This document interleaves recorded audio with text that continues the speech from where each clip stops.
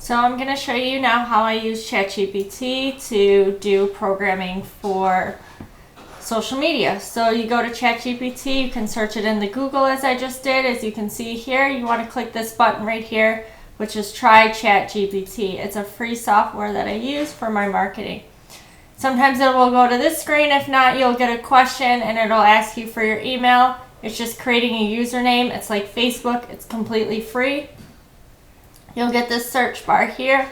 This is what you're going to use to kind of tell it what to do. So you could do write 30 social media posts in a sassy tone about why you should use a realtor and not go for sale by plan. From there's this little circle and there's the little button. You want to hit the little flying paper. From there it will kind of blink up in this area and then it'll start talking. You don't want to click anything while this is talking and moving, because if you do, it will stop.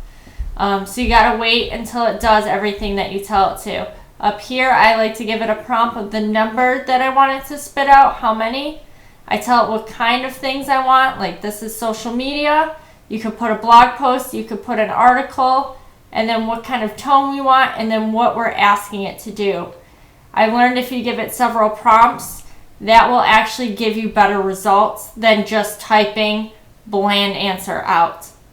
You can also use this for hashtags as well. You can ask it trending stuff, and that will give you your hashtags that I talk about in today's meeting, about using hashtags in your social media as well. Also, if you do not like your response that you're given, you can also click this button here. It will use the same question as above, but give you another answer, and will rewrite the 30 choices for you, again, in the same kind of way.